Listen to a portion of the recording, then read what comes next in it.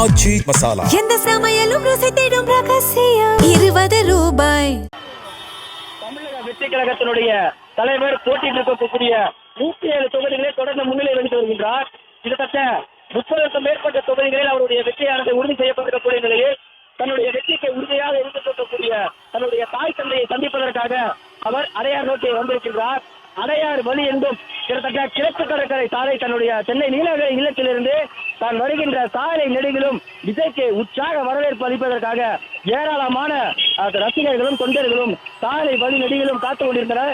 அந்த வகையில் தற்பொழுது விஜய்க்கு உற்சாக வரவேற்பு அளிப்பதற்கு விஜயனுடைய தாய் தந்தை இருக்கக்கூடிய அந்த இல்லத்தில் ஏராளமான ரசிகர்களும் தொண்டர்களும் இந்த பகுதியிலே குவிக்கப்பட்டிருக்கின்றனர். கிட்டத்தட்ட சென்னை நீலாங்கரையில் இல்லத்திலிருந்து தன்னுடைய விஜயனுடைய தந்தையான S.A. சந்திரசேகர் விஜயை வரவேற்பதற்காகவும் வாழ்த்து கட்டி அணைப்பதற்காகவும் விஜயை வரவேற்பதற்காக அன்புடன் காத்துக் கொண்டிருக்கின்றார்.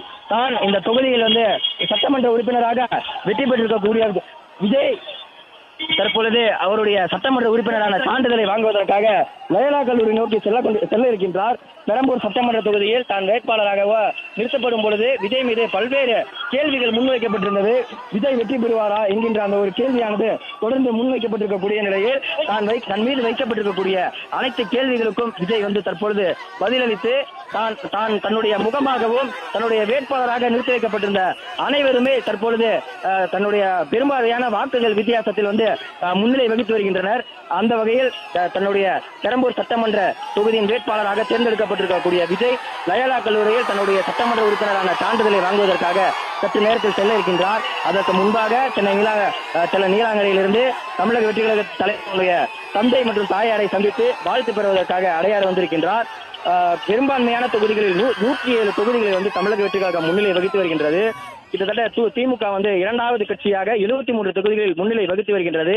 காலையிலிருந்து விஜய் ஒவ்வொரு செய்திகளின் வாயிலாக தான் எத்தனை தொகுதிகளில் வெற்றி பெற்றிருக்கின்றார், எத்தனை தொகுதிகளில் வெற்றி பெறும் சாதகங்களாக இருக்கின்றது, தொகுதிகளில் பின்னடைவு இருப்பதற்கான காரணம் உள்ளிட்ட பல்வேறு கட்ட ஆலோசனைகளை விஜய் நடத்தி வந்திருக்கக்கூடிய நிலையில் தொடர்ந்து தபால் ஓட்டுகள் எண்ணும் பொழுதிலிருந்து தமிழக வெற்றி கழகம் தொடர் முன்னிலையில் வகித்து வந்தது.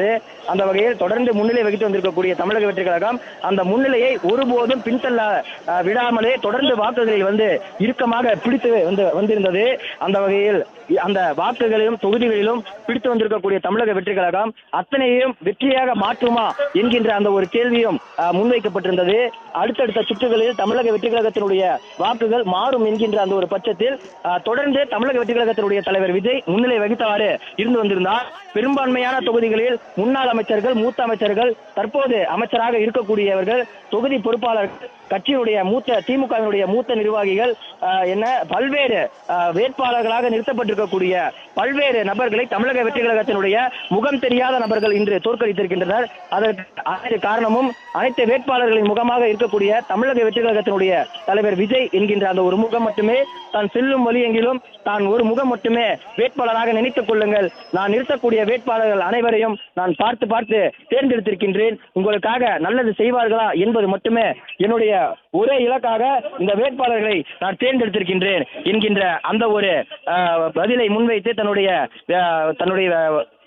பிரச்சாரத்தில் ஈடுபட்டிருந்தார். அந்த பிரச்சாரங்கள் அனைத்திற்கும் பலனளிக்கும் வகையில் தற்பொழுது விஜய் தான் நிறுத்தி வைக்கப்பட்டிருக்கக்கூடிய 107 தொகுதிகளில் தங்களுடைய வேட்பாளர்கள் வாகை சூடக்கூடிய வகையில் தற்பொழுது அமைந்திருக்கின்றனர் என்றே சொல்லலாம். தான் போட்டியிட்டு இருக்கக்கூடிய 2 தொகுதிகளில் திருச்சி கிழக்கு, பெரம்பூர் ஆகிய 2 தொகுதிகளிலும் 50,000 வாக்குகள் வித்தியாசத்தில் தற்பொழுது விஜய் தமிழக வெற்றி கழகத்தினுடைய தலைவர் விஜய் 2 தொகுதிகளிலும் சட்டமன்ற உறுப்பினராக தேர்ந்தெடுக்கப்பட்டிருக்கின்றார். தான் பெரம்பூர் சட்டமன்றத்தின் உறுப்பினராக தேர்ந்தெடுக்கப்பட்டிருக்கக்கூடிய விஜய் தன்னுடைய சட்டமன்ற உறுப்பினர் சான்றிதழை பெறுவதற்காக இன்னும் சற்று நேரத்தில் லயோலா கல்லூரியை நோக்கி செல்ல இருக்கின்றார். தன்னுடைய வெற்றிக்கும் தன்னுடைய வளர்ச்சிக்கும் உறுதுணையாக இருந்திருக்கக்கூடிய தன்னுடைய தாய் தந்தையை சந்தித்து வாழ்த்து பெற்று தற்பொழுது லயோலா கல்லூரிக்கு செல்ல இருக்கின்றார். விஜய் தான் வெற்றி பெற்றிருக்கக்கூடிய பெரம்பூர் சட்டமன்ற தொகுதியில் இருந்து தன்னுடைய அரசியல் பயணத்தை அதிகாரப்பூர்வமாக, அதாவது வேட்பாளராகவோ ஒரு கட்சியினுடைய தலைவராகவோ அல்லாமல் ஒரு சட்டமன்ற உறுப்பினராக இன்று முதல் விஜய் பயணிக்க இருக்கின்றார். மக்களுடன் நெடுகாலமாக பயணிக்கக்கூடிய நெடுநூற பயணமாகவே இது பார்க்கப்படுகின்றது.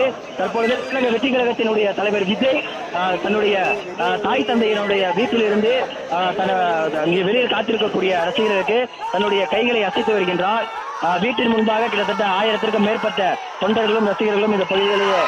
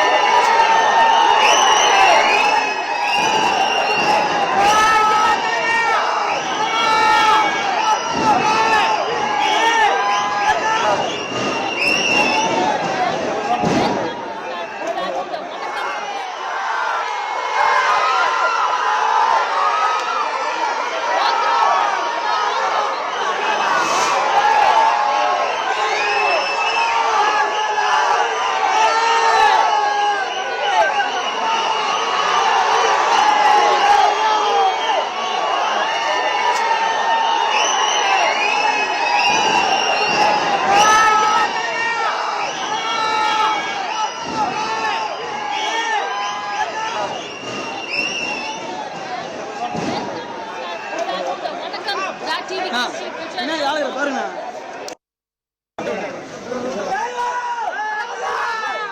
ஆட்டானா எதுனா ஆடுனீங்க